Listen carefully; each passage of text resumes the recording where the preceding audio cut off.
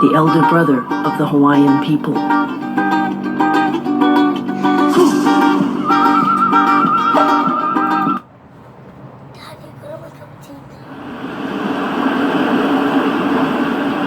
In Hawaii, the most isolated islands in the world, a unique culture took root in the land.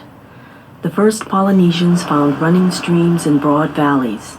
In this place, one plant flourished above all others and shaped the lives of the people. To this day, Kalo is regarded as the firstborn, the elder brother of the Hawaiian people.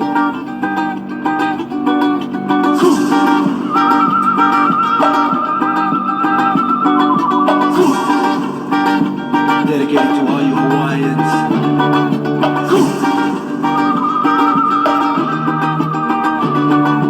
Roots of these islands belong to Hawaiian people. Yeah. Roots of these islands belong to Hawaiian people. Yeah. Once upon a long time ago. Among the Hawaiian gods, Kane is the life-giving force. Kane is the sunlight and all forms of fresh water. Kalo is the sacred plant of Kane. The leaves of the plant absorb the sunlight, while its roots are bathed in water. We care for the Kalo, and it nourishes us. Kalo is an ancient plant grown 2,000 years ago in Egypt and China. The cultivation of this plant spread from southern Asia to Melanesia on its way to Polynesia and Hawaii. In these islands, Kalo was brought by native planters to a higher state of cultivation than anywhere else in the world. The Po'ikahiko propagated more than 100 varieties, which flourished along the shorelines, in river valley bottoms, in the uplands, and on steep terraced slopes. They engineered elaborate waterways to channel stream waters to Lo'ikalo, where the water flowed from patch to patch. In the late 18th century, the first Western visitors to these islands were astonished by the strength of our people and the sheer beauty of Hawaiian taro gardens. They glimpsed a world on the brink of destruction. But despite the political and economic upheavals of the past 2 centuries, these roots are tended by modern Hawaiians and others who are determined to maintain their connection with the land. We need these roots to survive. So we learn to love the land. All people rise and unite. Roots for the future Hawaiians.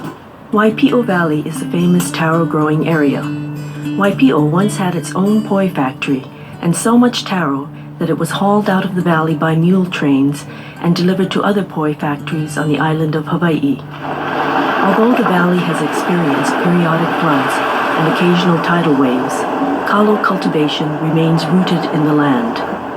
I was born in Hilo, and I was brought to this valley when I was 4 years old because my mother was reared in Waipio, so she constantly came back to visit her father. The land is something that was pounded into my head by my mother, and she said that we shouldn't sell the land, and the land should always be kept in the family. And I think that's why I came back, to take care of something that is ours, take care of something that we can practice our sovereignty, because that's what sovereignty is all about. Without the land, to practice your culture, to practice your art, your language, then there is no sovereignty. Not at all. So this is where we practice sovereignty. This is the taro. We plant the taro, we malama the taro, we cook the taro, we eat the taro, and we share something that is very important to us. The situation on Oahu got very intense, especially the income living there.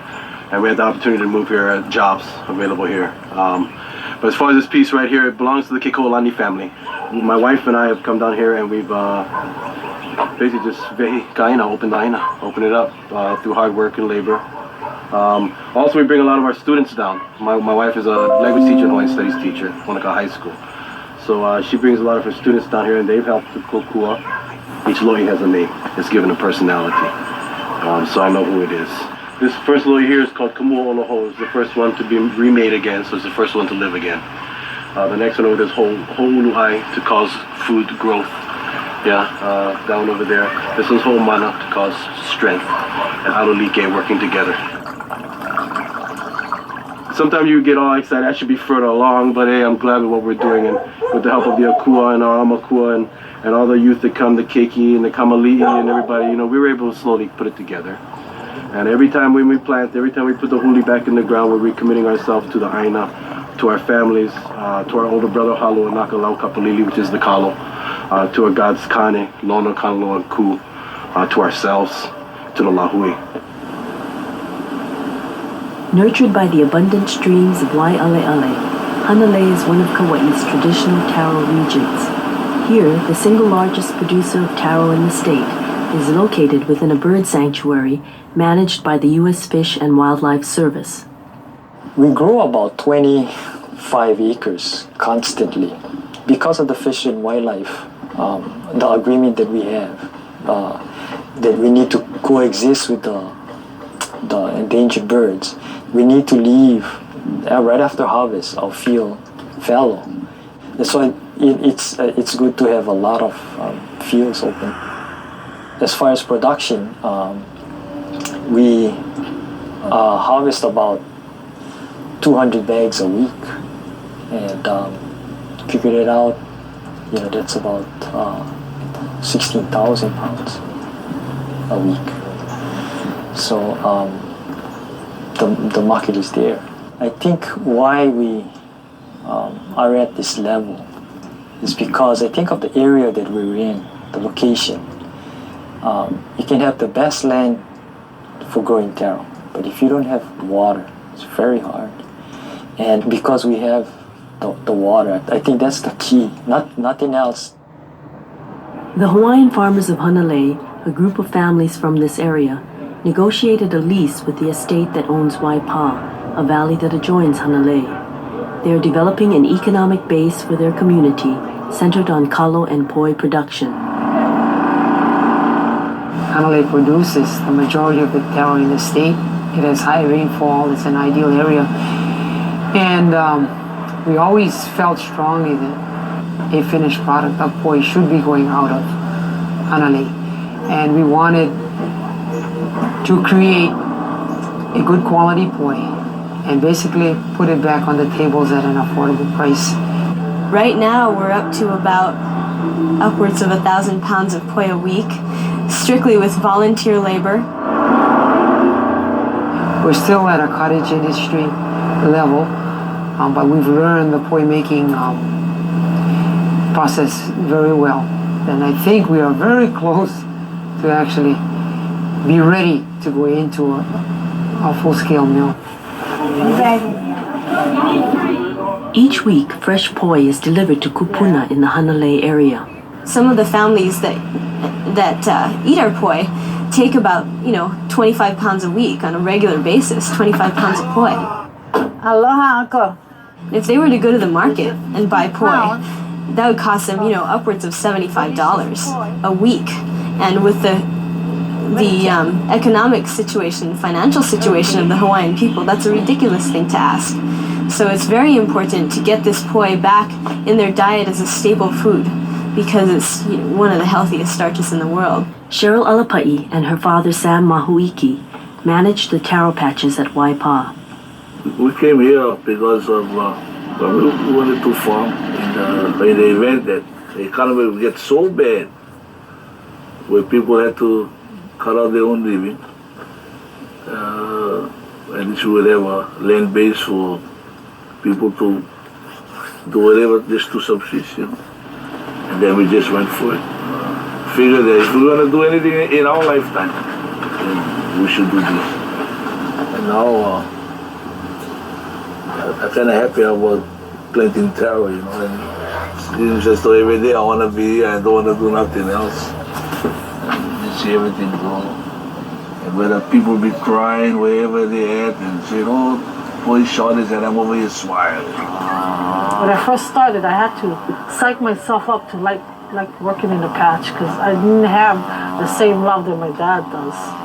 So I kind of hated it, in fact, when I first started. But after I started working in the patches and you look beyond the dirt and all that stuff, it's actually not so bad. You know, it's a nice place to come to, and you enjoy the creation around. It's quiet and peaceful. And then there's a purpose. I know that something good's going to happen here, big. You know, and it's going to benefit the community, not only ourselves.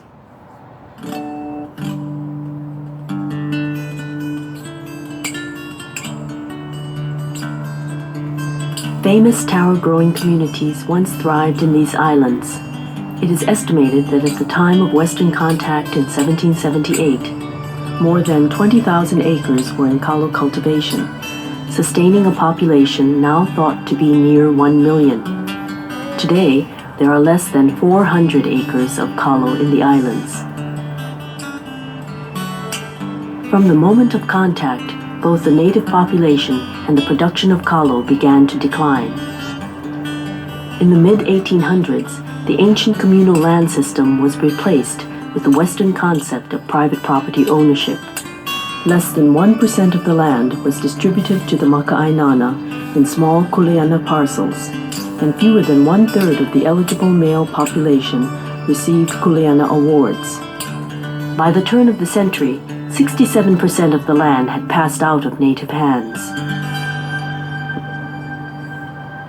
In East Maui, spectacular waterfalls and streams flow down the slopes of Haleakala. In the Kalo-growing areas of Keanai, Wailuanui, Hana, and Tipohulu, families are restoring ancient auai and lo'i. This is what my dad told me, and he said that the taro is what built the Hawaiian race. That was the most important staple. This is what he told me. He said that the Hawaiians came up from the taro, not from dancing, not from the hula. Came from the taro. That's where the Hawaiians originated from. Every farmer in Keanai is a family operation. The whole family is doing everything.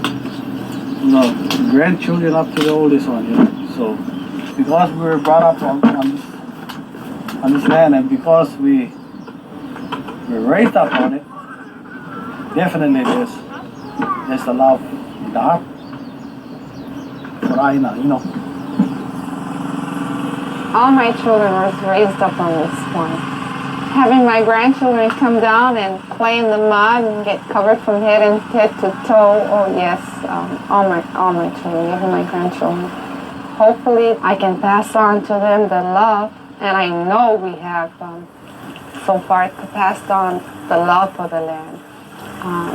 We've named this farm Pulama'aina, and my daughter gave it this name.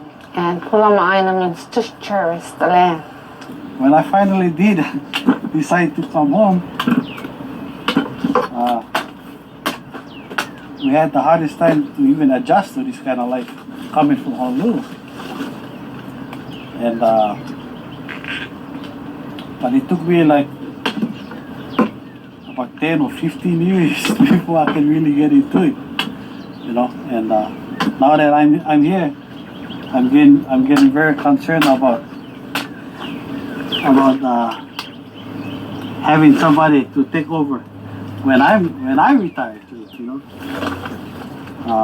Hopefully maybe one day one of my children will come back and do what I'm doing. I've been growing taro since 1990. Came back to the lands from construction. Was doing real well in construction. Oh man, big money, nice paychecks. But just that building just wasn't my thing, building.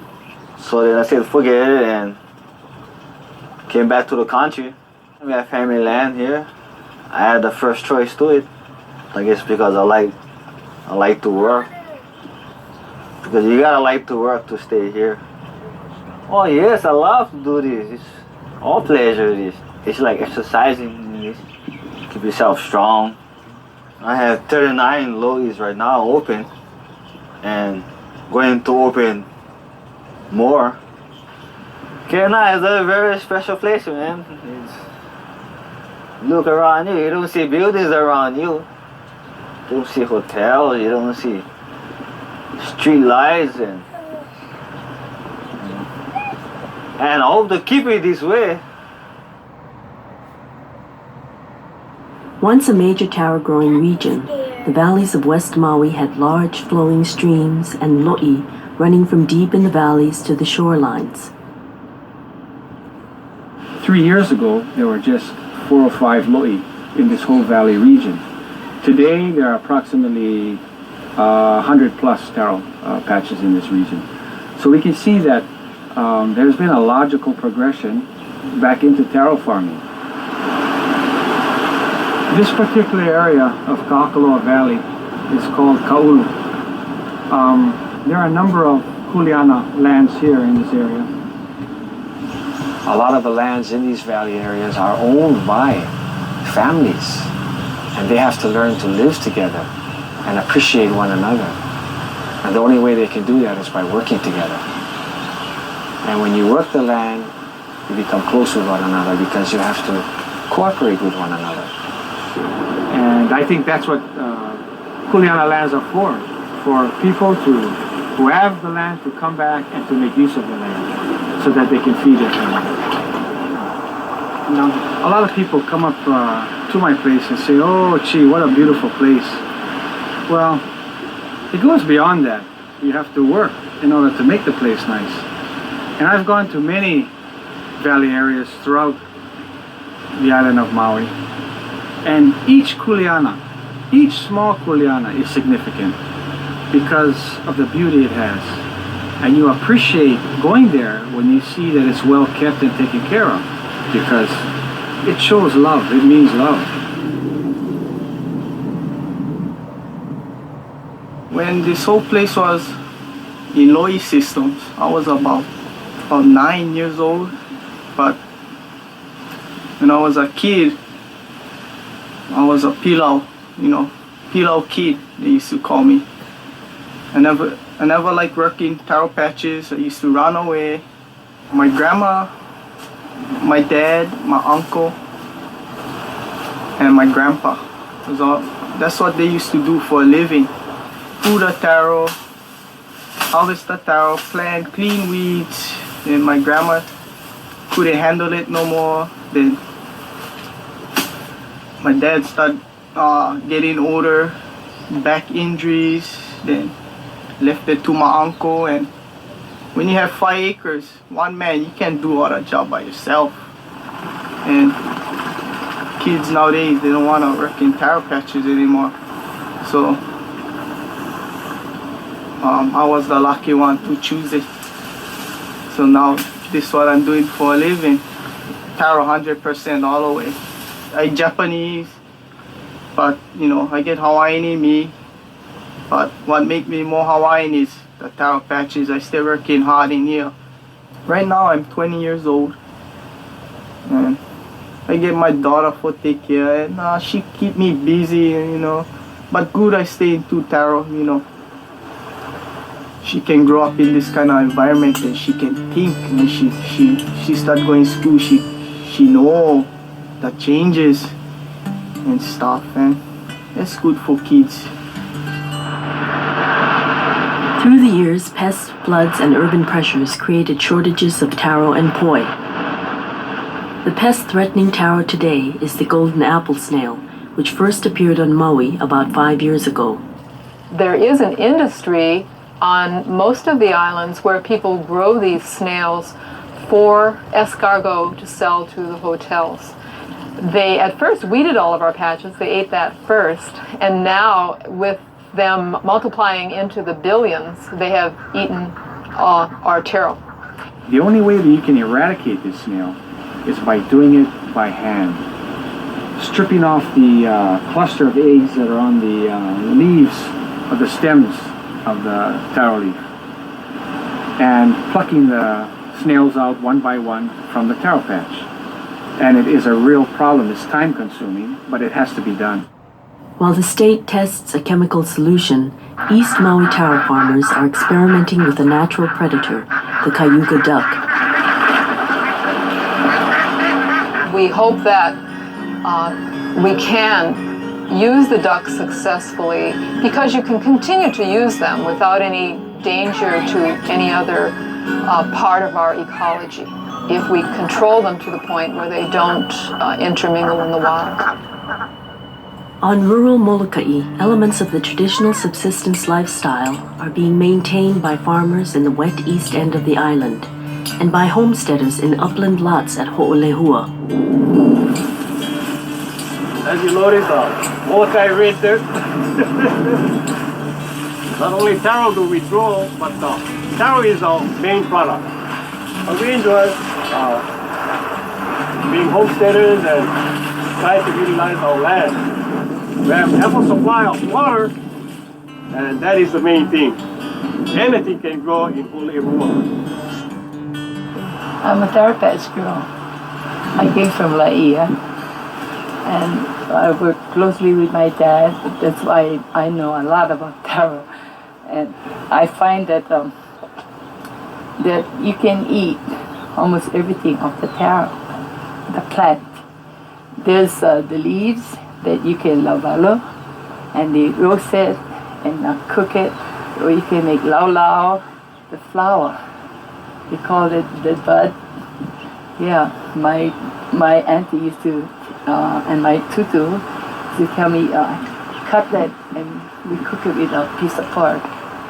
And that's what we used to eat while we were growing up. My grandfather, having been born in Waikapu, Maui, yes, and he told us the significance of a taro plant. The kumu, or the main, the mama plant, is the head of the household with all the oha, yeah? It's like a family around them. So the mama and the family takes care of the mama. And as she receives more good food, the family able to receive. And these are oha, these are children of the main mother plant. So you need to, the mother, nurture them and they become big too. And the taro is very important to we white people. This entire plant here is very significant. Yeah. This is what we call swampland taro, which some Hawaiian don't care for it, because they will say pilo the taro, To us, poi is poi. So in this patch over here, I get all different kind of variety. Hard for me to even identify them sometimes. I had even opu kai. That's the Hawaiian have 10 taros. It don't have to be the same type of taro. It don't have to be lehua, but they have 10 taros that make pink poi.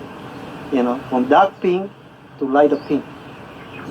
So then if you know your taro, this is lehua ele. Maui lehua is ele. We call them ele. And this is one of the taro that makes the most darkest pink poi. Then you have lehua keo. That'll make a little bit light pink poi too. So then you have pico lehua apipi. That's the one over there with that, you see underneath the leaf, you have that little lacy thing hanging down. It's kind of, let me throw a rock at it. Right there, that leaf right there. So that make a pink poi too. That's one of the good variety. Then you got this one over here. This is api, that api or api they call them. That every time I call white peel special. They don't grow too good, but I'm not particular because I'm a poi man. I'm not particular what kind of poi I eat. As long as I eat poi 3 square meal a day. It's a good taro. I like it. Solid, good tasting. But you know about taro, somebody give you one taro. You try the variety, try this. You try, this is one or two. You take out, you plan them. You go someplace else. hey, try this. Oh, this is all too you plant also. You end up with plenty variety. I guess that's why cocoa you get plenty variety. Oh, kamana, ulu, kamana, oh, kamana, okay,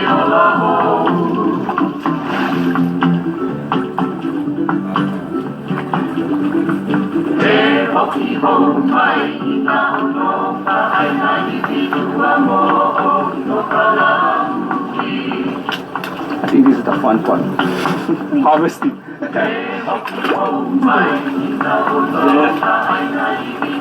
Yeah, they are fun though. Because it's a good challenge, yeah. But now all that work you do is all you do is feel good.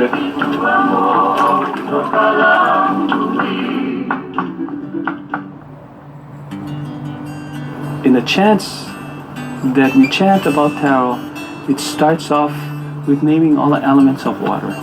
The kani, kawai olai, kani, kawai pano, kiao pua, kiao ilio, holo I kaliflani kaukea I kapua, ika uame kama kani. And so it starts off very important, that the water is life. Without water, there is no life. Water, like sunlight, was a source of life owned by no one. Traditionally, the right to water depended only upon the need to use it. Planters along a stream or awai shared equally in the water, taking what was needed and recognizing the needs of others. Throughout the islands, the flowing waters were intercepted in the mid to late 1800s by sugar planters, buying vast tracts of dry lands that could be made productive and profitable with water. They acquired rights to stream waters in wet Kalo growing regions and built systems that would carry water to their cane fields, miles away from the valleys and watersheds it had always been a part of. With water and favorable market conditions, the sugar industry boomed. During this period, the Hawaii Supreme Court made a series of decisions that legitimized the plantation's large-scale diversions and the taking of water from Kalo planters. The loss of water coupled with the loss of land had a devastating effect on taro growing and changed the face of Hawaii. Oahu, the most densely populated and urbanized Hawaiian island, was once the home of prolific taro growing regions. Today, the Cultural Learning Center at Ka'ala is restoring the lo'i and reviving Kalo traditions with students and community groups. These are ancient lo'i, has been here for hundreds and hundreds and hundreds of years. These lo'i go all the way up to the mountains. All this way are all old lo'i. We started our work working with alienated youth programs down at the ocean, down at the parks. It was with a program called the Waianae Rap Center. So when you come inside here, you see the spacing? Between each plant is about tip of the finger to the elbow. And then slowly when the land began to open up to us to use for a youth camp, they said, oh, use it for recreation. But, we weren't satisfied with that. They like us always just use it for play. Somehow everything, the ocean, the land is for play. We saw recreation as recreation, and finding ways that we can learn more about our culture. And we are in the valley that, right in this place we are, is probably at the heartland of the lo'i, all of the Waianae coast. And just started clearing the rocks and then bringing the water to the lo'i. So the process of working with the aina, working with the lo'i, with the kalo, with all our plants, is just a process of regrowth and rediscovery of ourselves.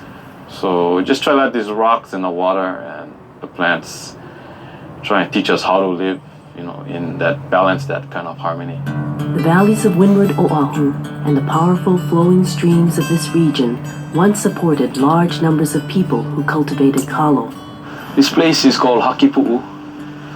I'm born and raised over here, and from what I know, all my family is from this area. My genealogy is from this area. My roots is from this area. All I know is taro. They did taro.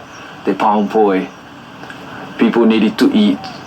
When they wanted to eat, poi was there, Taro was there.